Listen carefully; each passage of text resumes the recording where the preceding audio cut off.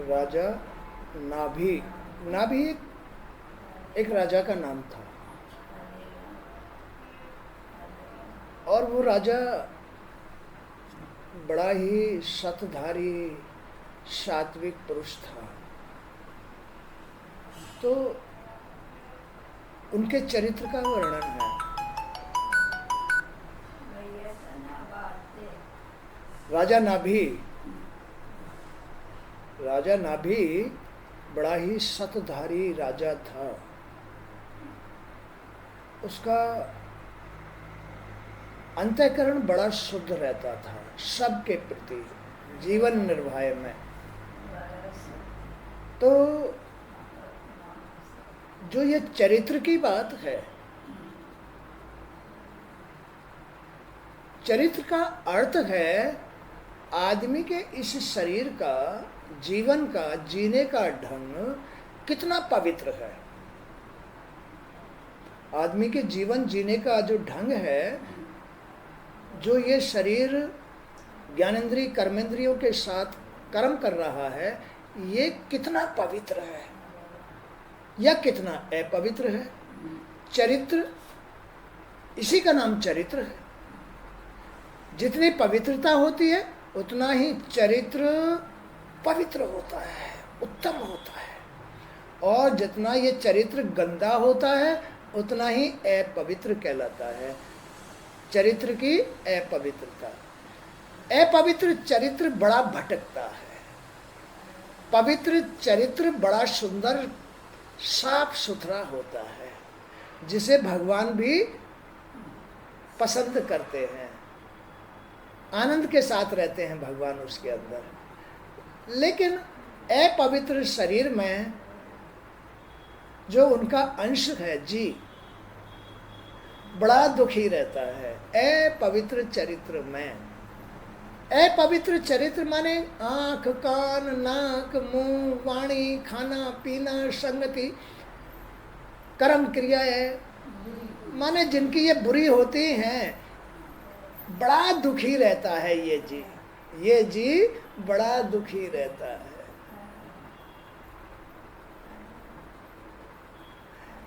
चरित्र की अपवित्रता ही दुख का कारण है। चरित्र की पवित्रता माने कि इस शरीर, ज्ञानेंद्रिय आदि चरित्र पवित्रता ही सुंदरता है। आभूषण भी उसकी तुलना नहीं कर पा सकते। आभूषणों का भी चरित्र के सामने कोई महत्व नहीं है।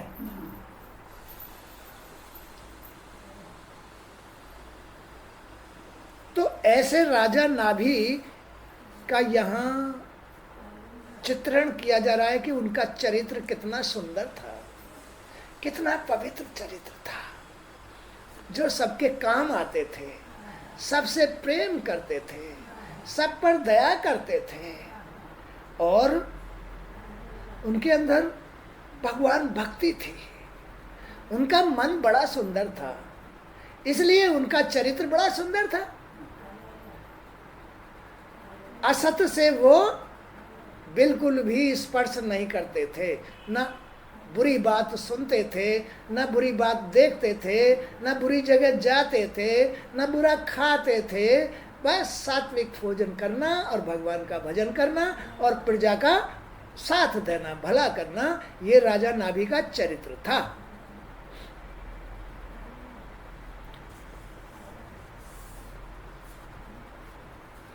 तो राजन, कोई भी यज्ञ, द्रव्य, देश, काल, मंत्र, दक्षिणा और विधि विधान के बिना पूरा नहीं होता। कोई भी यज्ञ, कथा, हवन, दान, पुण्य, भंडारा, कोई भी यज्ञ, देश यानी ये शरीर, ये एक देश है, एक संसार है।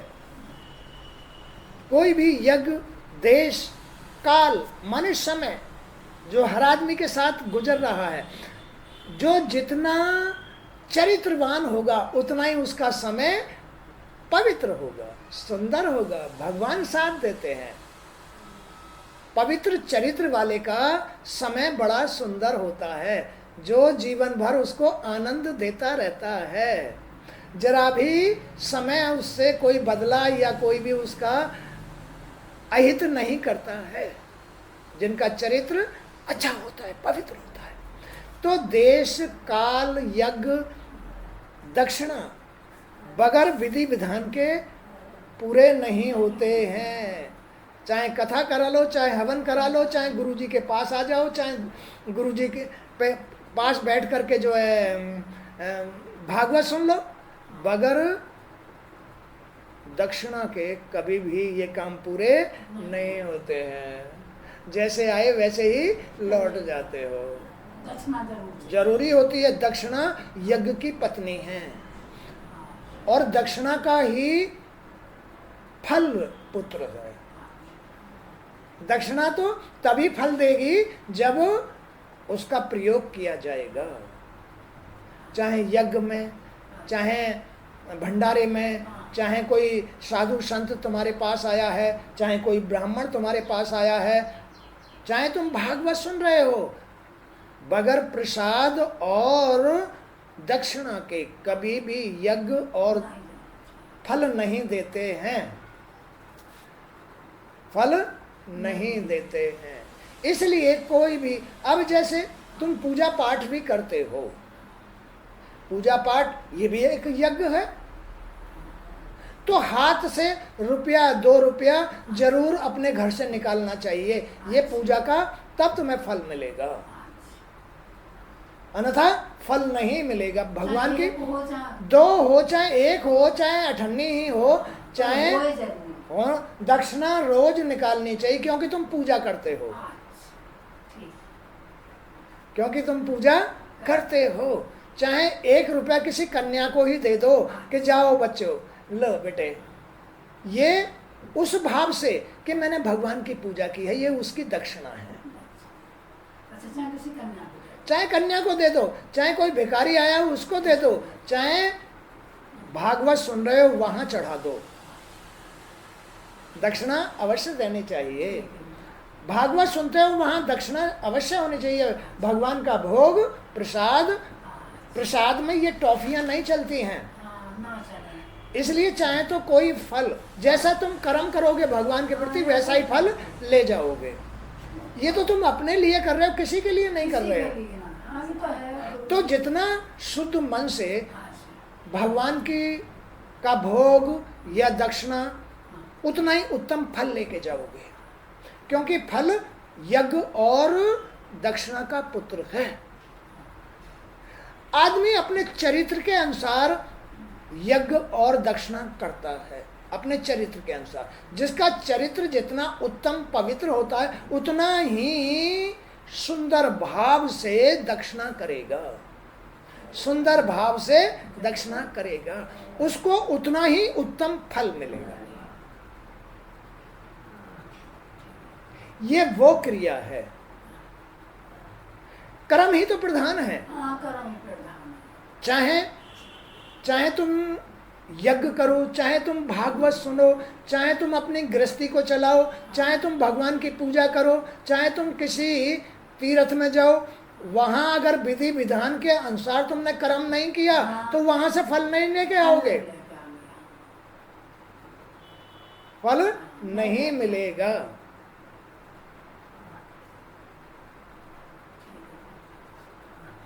तो कोई भी यज्ञ द्रव्य, देश, काल, मंत्र, दक्षिणा और विधि विधान के बिना पूरे नहीं होते हैं। परंतु श्री हरि तो भक्तों के वश में रहते हैं, श्री हरि तो भक्तों के वश में। लेकिन भक्त तो वही है जिसके पास चरित्र हो, भक्त तो वही है, उसके ही वश में भगवान रहते हैं। वो भले ही जो चरित्रवान पुरुष है, वो भले ही कोई दक्षिणा प्रसाद आदि न चढ़ाए, जो असली भक्त है, जो चरित्रवान भक्त है, वो भले ही न चढ़ाए। क्यों? क्योंकि वो स्वयं ही भगवान का रूप हो गया है। तुम अपने अपने मन के अनुसार अपने आप को पहचान सकते हो या नहीं पहचान सकते हो कि हम भगवान नहीं हैं, हम तो मानव, सांसारिक मानव हैं, हम तो अज्ञानी पुरुष हैं। तो ये अज्ञानी पुरुष के लिए विधि विधान है, सांसारिक पुरुषों के लिए विधि विधान है कि बगैर नियम विधि विधान के भगवान की सेवा पूजा नहीं करनी चाहिए। ये सांसारिक पुरुषों के लिए है। लेकिन भगवान तो भक्तों के वश में होते हैं, तो जिनके वश में भगवान है उन्हें ये सब कुछ करने की जरूरत नहीं होती है, क्योंकि वो चरित्रवान है। चरित्रवान का अर्थ ये है कि उसने भगवान के नियम धर्मों को धारण करके अपने मन को पवित्र कर लिया है, इसका अर्थ है चरित्रवान। परंतु श्री हरि तो भक्तों के वश में रहते हैं, वे इनके बिना भी अपने भक्तों पर कृपा करते हैं। किसके बगैर? प्रसाद के बगैर भी, दक्षिणा के बगैर भी, तीर्थ जाए भी, यज्ञ करे भी, भंडारा करे भी, हवन कराए बगैर भी भक्तों के ऊपर कृपा करता रहता है। जो चरित्रवान भक्त होते हैं उन पर भगवान वैसे ही कृपा करता रहता है, बगैर कुछ करे ही कृपा कर देता है। खेल समझ गए? तो इन सांसारिक पुरुषों के लिए है ये नियम धर्म, क्योंकि इनके पास चरित्र नहीं होते। स्त्री औलाद पैदा करती है, भगवान को भूल जाती है, विषय विकारों में लिप्त रहती है, उसकी भावनाएं बुढ़ापे तक भी दूषित बनी रहती है, बुद्धि भ्रष्ट रहती है, सोच भ्रष्ट रहती है और कुकर्मों में लिप्त रहती है। कभी किसी पे क्रोध करती है, कभी किसी पे आक्षेप लगाती है, कभी किसी के बुराई करती है। ऐसे ही पुरुष कुसंगति में बैठता है, कहीं जाकर के दारू पीता है, कहीं कहीं बुरी बातें, बुरे प्रसंग छेड़ता है। तो ये चरित्रवान लोग नहीं होते, ये सांसारिक पुरुष होते हैं। तो इन सांसारिक पुरुषों के लिए ही नियम विधि विधान है। भगवान के भक्तों के लिए कोई नियम विधि विधान नहीं है, वो तो भगवान को वश में किए हुए हैं।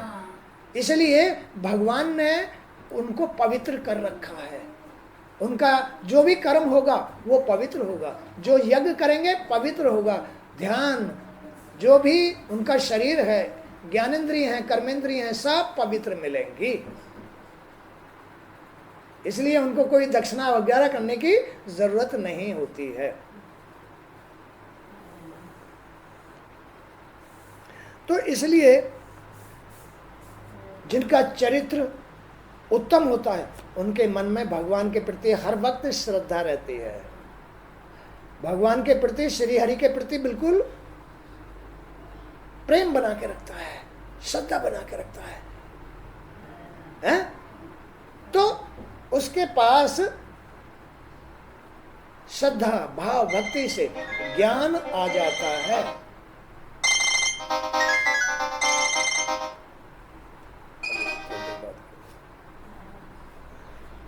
तो हे प्रभु, आप हमारे पूजनीय हैं।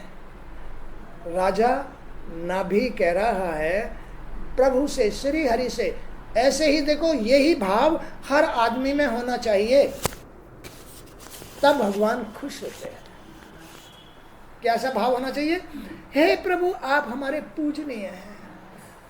सबसे पहले आदमी को अपने माँ बाप, जन्म देने वाले को याद करना चाहिए, ध्यान देना चाहिए, वही पूजनीय है। भाई, तुम्हारे शरीर के अंदर जो कण कण में ईश्वर वास कर रहा है, उसने ही तो तुम्हें जन्म दिया है। तो वो यही कह रहे राजा नाभि कि हे प्रभु, आप हमारे पूजनीय हैं। हर आदमी के पूजनीय हैं ईश्वर, जिसने तुम्हें जन्म दे करके जीवन दे रखा है। तो हर रोज उठते ही उनको ये प्रार्थना करनी चाहिए और साफ सफाई करके, नहा धो करके, एक दीपक जला करके इस तरह से प्रार्थना करनी चाहिए, हे प्रभु, आप हमारे पूजनीय हैं और हम आपके बच्चे हैं। हे प्रभु, आपकी कृपा से ही तो हमें ज्ञान प्राप्त हुआ है, आपकी पहचान हुई है, आपकी भक्ति हमको प्राप्त हुई है, आपकी कृपा से ही प्राप्त हुई है। आप हमारे पूजनीय हैं। आप हमारे घट घट में वास करते हैं। घट घट माने आँखों में, कानों में, मुंह में, जीभ में, हाथ में, गुदा आदि सब में वास करते हैं। आप हमारे पूजनीय हैं। आपके बगैर तो हम चल फिर भी नहीं सकते हैं। आप हमारे जन्मदाता हैं प्रभु, हम आपको प्रणाम करते हैं। हम आपके बच्चे हैं। भाई जो पैदा करता है उसका ही तो स्त्री हो या पुरुष बच्चा होता है, चाहे बूढ़ा हो जाए तो भी उनका ही बच्चा है। तो हमें जन्म दिया है हमारे ईश्वर ने। इस माँ ने, बाप ने जन्म नहीं दिया था, क्योंकि ये तो झूठे हैं। क्योंकि ये माँ बाप तो झूठे, विषय विकारी है, चरित्रहीन है। इन्होंने हमें जन्म नहीं दिया। जन्म दिया है इनके अंदर जो मेरा ईश्वर वास करता है, उसने इनके माध्यम से जन्म दिया है। खेल समझ में आ गया? तो पूजनीय होता है तो ईश्वर होता है, उनके जरिए से फिर ये पूजनीय है, क्योंकि इनको ही माध्यम बना करके मुझे जन्म मिला है। ईश्वर ने इनको माध्यम बना करके मुझे जन्म दिया है, इसलिए ईश्वर के साथ ये भी वंदनीय है, पूजनीय है। हे प्रभु, आप हमारे पूजनीय हैं, हम आपके बच्चे हैं, भक्त हैं, हमें आपकी पूजा करनी नहीं आती। ऐसा नहीं, घमंड नहीं करना चाहिए कि मैं तो बहुत बड़ा भक्त हो गया भगवान का। नहीं, भगवान फिर भी मुझ पर तो आपकी वंदना क्या, कुछ भी करना नहीं आता। आप मेरे ऊपर कृपा कीजिए प्रभु, मैं तो आपका दीनहीन अज्ञानी बच्चा हूँ, भक्त हूँ। प्रभु मेरी भक्ति का बस प्रसाद मुझे देते रहिए, बस मुझे भक्ति का प्रसाद देते रहिए। हम तो बार बार आपको नमन करते हैं। हे दीन बंधु, आप प्रकृति से परे हैं, आप सबसे परे हैं। ना आप संसार हैं, ना आप सूर्य हैं, ना चंद्रमा है, ना धरती है, ना कुछ है। आप तो इससे भी परे प्रकाश रूप है। ये तो आपने अपने आप को दिखाया है कि मैं ये हूं, लेकिन आप ये नहीं हो। ये तो तुम्हारी मायावी लीला है, आज है कल नहीं है। आप चाहो तो इसे 1 सेकंड में तहस नहस कर दो, और आप चाहो तो इसे कभी तक भी धारण करके रहो। तो ये तो आपकी लीला है प्रभु। आप इसमें भी वास करते हो और मुझ में भी वास करते हो, मेरे जन्म देने वाले माँ बाप के अंदर भी वास करते हो। प्रभु आप ही पूजनीय हो, हमें तो अपने चरणों की भक्ति दीजिए। क्या दीजिए? अपने चरणों की भक्ति दीजिए। भक्ति से ही भगवान पहचान में आते हैं, भक्ति से ही भगवान पकड़ में आते हैं, भक्ति से ही आदमी को ज्ञान होता है, बगैर भक्ति के ज्ञान नहीं होता है।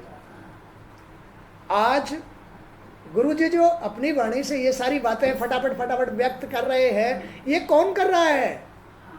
ये मेरे प्रभु व्यक्त कर रहे हैं। वही ज्ञान बन करके सब कुछ मुझे दिखा दिया, अपना रूप दिखा दिया, अपनी पहचान बता दी, अपने दर्शन दे दिए, मुझे आनंद दे दिया, मुझे सारी मेरी इच्छा पूरी कर दी। ये मेरे भगवान की लीला है, ये मेरे भगवान की कृपा है। मैं तो उनको ही नमन करता हूँ। मैं तो जीवन भर प्रभु से यही प्रार्थना करता हूँ, प्रभु मैं जीवन भर आपका गुणगान करता रहूँ, आपकी लीलाओं का बखान करता रहूँ, आपके चरणों में आपकी भक्ति के अनुसार प्रभु मैं बस आपको, आपकी शरण में रहूँ, आपको प्रणाम करता रहूँ। ये आदमी का भाव होना चाहिए, श्रद्धा होनी चाहिए। बात सही है? फिर संसार में माया में लिप्त होकर के भगवान को क्यों भूलो? क्योंकि वो ही सब कुछ है। लेकिन भक्तों के लिए सब कुछ है और सांसारिक पुरुषों के लिए कुछ नहीं है।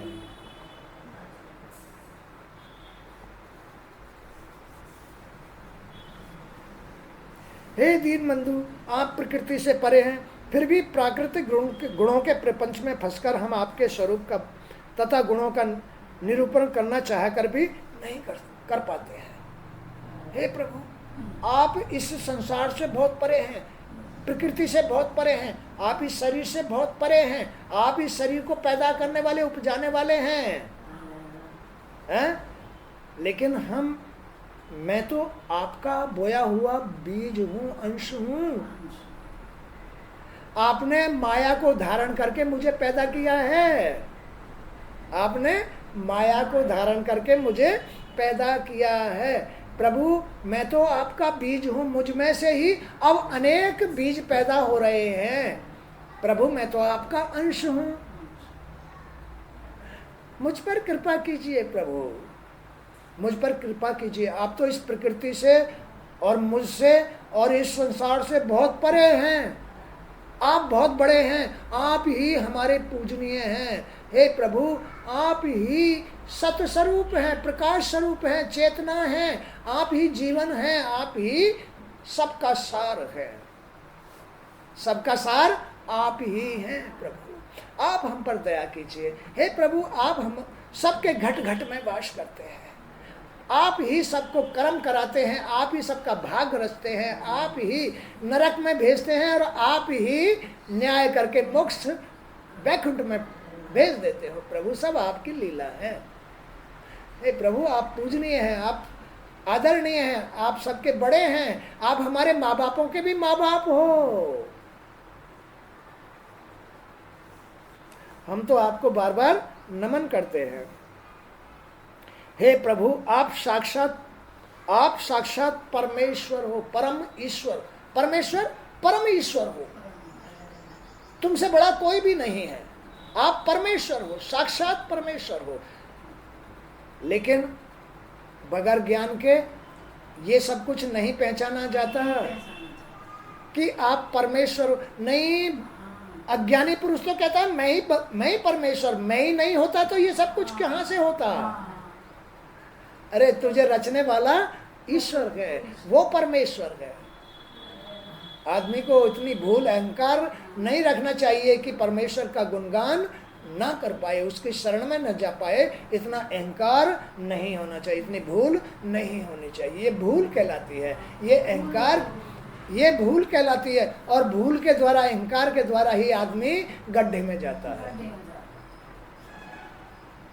कर ले भूल, कितनी करेगा? बड़ा तो मैं ही रहूंगा, तू बड़ा नहीं बनेगा। मेरे पास आके तू बड़ा बन सकता है, लेकिन मुझसे दूर रह के तू बड़ा नहीं बन सकता। मुझसे दूर रह के बड़ा नहीं बन सकता। तो आप साक्षात परमेश्वर हैं। आपके कल्याणकारी गुण सभी जीवों के दुखों का नाश करने वाले हैं। आपके कल्याणकारी गुण जो ये गुरुजी लीला सुना रहे हैं भगवान की, भगवान तो कल्याणकारी हैं। उनका कैसा स्वभाव है? उत्तम, गुणकारी, आशुतोष, सहज में ही प्रसन्न हो जाने वाला। अरे उनके पास जाओ तो सही, वो सहज में ही प्रसन्न हो जाते हैं। उनके पास जाओ तो सही। तो उनके जो गुण हैं, उनके गुण क्या है? दया, प्रेम, श्रद्धा, भक्ति, कृपा, सहज में पिघल जाना। भगवान किसी से बैर नहीं करते, वो बड़े दयालु हैं। तो भगवान के ये गुण आदमी का कल्याण कर देते हैं। ये गुण दया है, सहज में ही पिघल जाते हैं, उनमें जीवों के ऊपर बड़ी कृपा है, सरल स्वभाव वाले हैं, सुंदर भाव वाले हैं, वो संसार के लिए हैं, संसार की रक्षा करने वाले हैं, संसार को पालने वाले हैं, संसार को जन्म देने वाले हैं।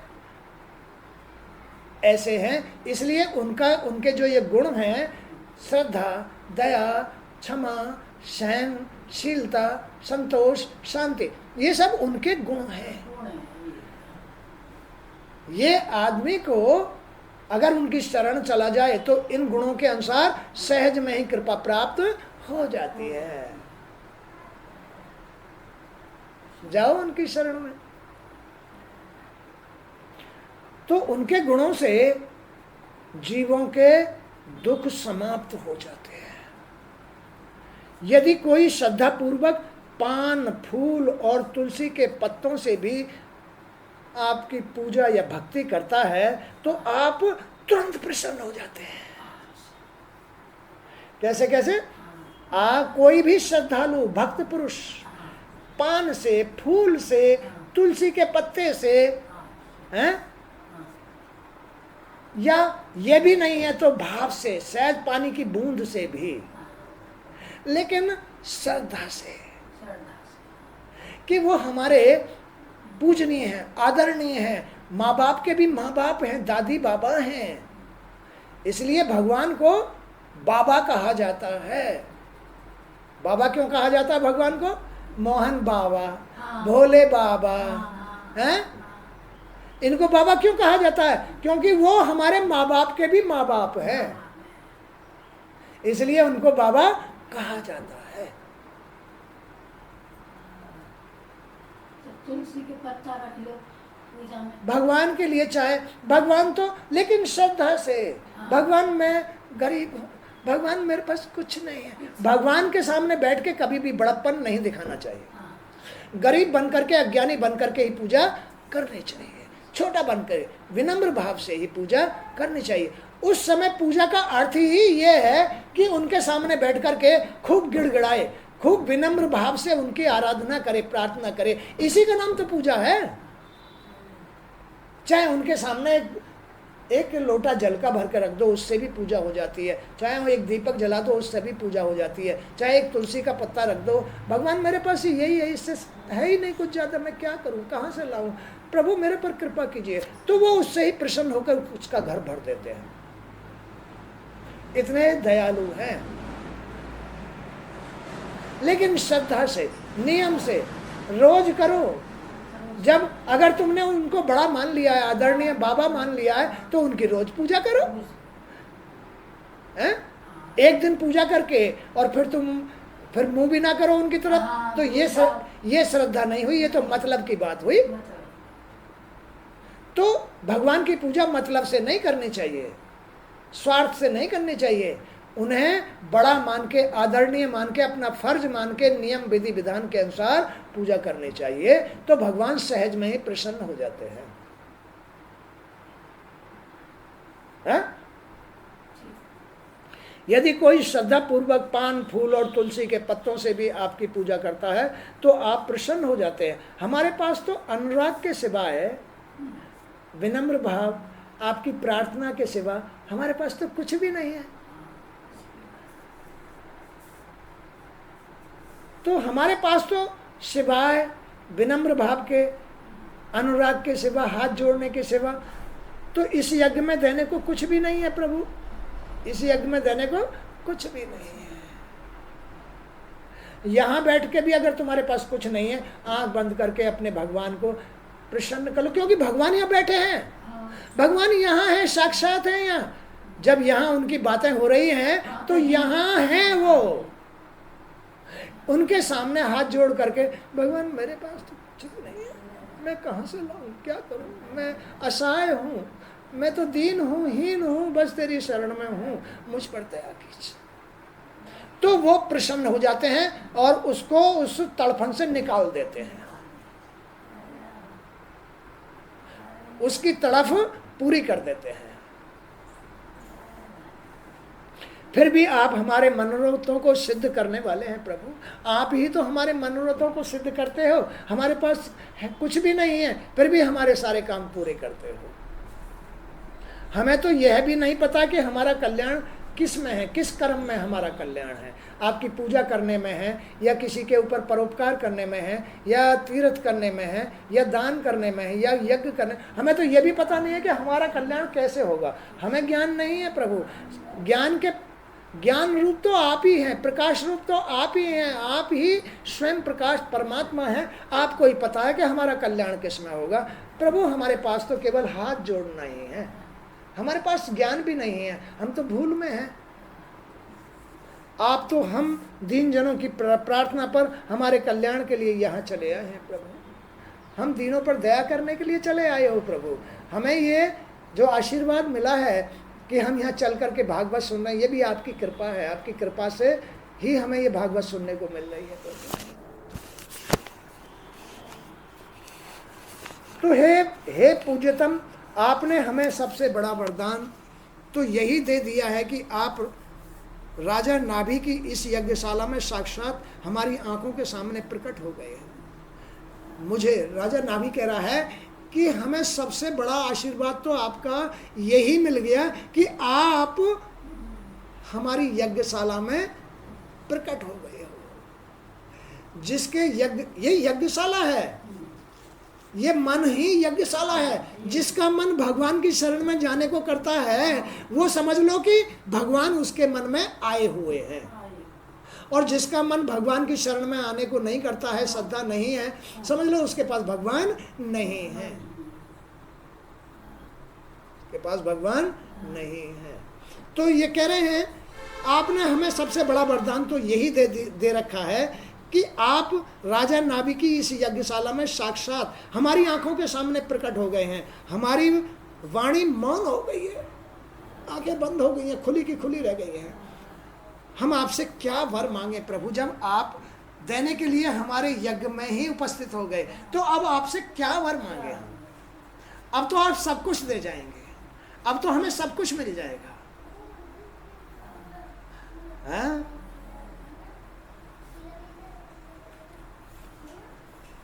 तो हे प्रभु, सभी गुणीजन, बुद्धिमान, ऋषि मुनि, साधु संत, भक्त, हे प्रभु सभी गुणीजन और ऋषि मुनि नित्य आपका गुणगान करते नहीं अघाते हैं।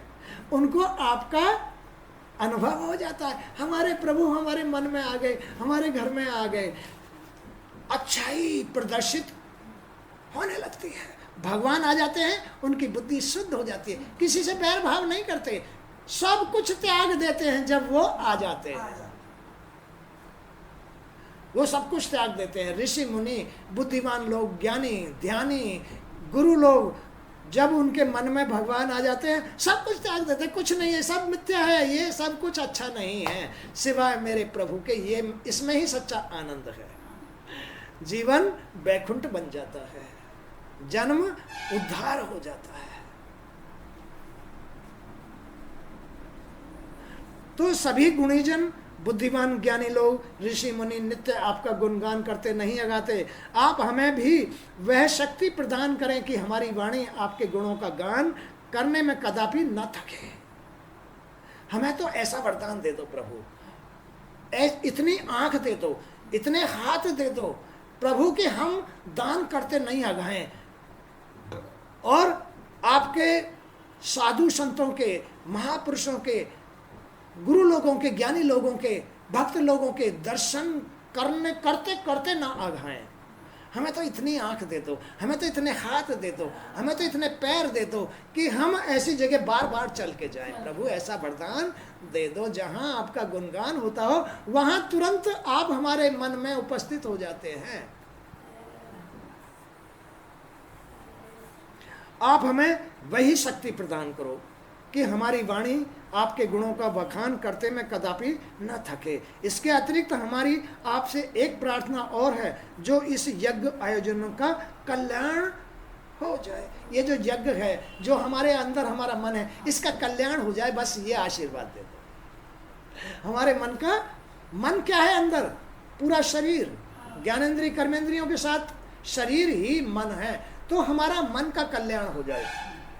देख लो अब ये जो जबाइयाँ आ रही है ना, ये गंदगी है, कैसी निकल रही है। 3 दिन आते आ रही है। हाँ, तो देख लो कैसी उखड़ रही है।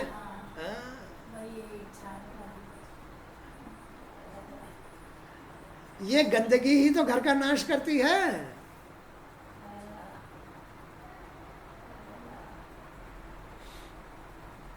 तो राजा नाभि ने इस प्रकार अपने चरित्र का, ये था राजा नाभि का चरित्र, ऐसा था। भक्तों का चरित्र ऐसा होता है, ज्ञानी ध्यानी पुरुषों का चरित्र ऐसा होता है, साधु संत ऋषि मुनियों का चरित्र ऐसा होता है, जिनके हृदय में, यज्ञ में हमेशा भगवान उपस्थित रहते हैं। साधु संत एक वो बना लेते हैं क्या, हवन कुंड बना लेते हैं, उसमें चिमटा गाड़ देते हैं और लकड़ जलाते रहते हैं। उनकी उसमें भगवान का वास होता है, वही तो है उनका हवन कुंड, ही तो उनका जीवन है, वही तो उनका मन है, उनके नाम की ही तो उन्होंने धुनी रमा रखी है, उसमें भगवान का वास होता है। उस धुनी में, उसमें से एक चुटकी लो, अपने माथे से लगाओ, जिसके अंदर श्रद्धा होती है वो इसका अर्थ जानता है, उसका जानता है, और शरीर पवित्र कर लेता है, पापों से मुक्त कर लेता है। तो ये था राजा नाभि का चरित्र। बड़ा गुणवान था, बड़ा धैर्यवान, दयावान, बड़ा शीतल मन वाला था, बड़ा चरित्रवान था, ज्ञानी ध्यानी था, और उस ज्ञान से उसने अपने भगवान के अपने यज्ञ में दर्शन किए, उनका विनम्र भाव से बखान किया, गुणगान किया, और अपने जीवन को सफल कर लिया। तो ये है भगवान की पूजा, ये है भगवान के दर्शन। आदमी का चरित्र ऐसा होना चाहिए। आज का सत्संग यहीं तक। जय श्री कृष्ण, जय श्री कृष्ण।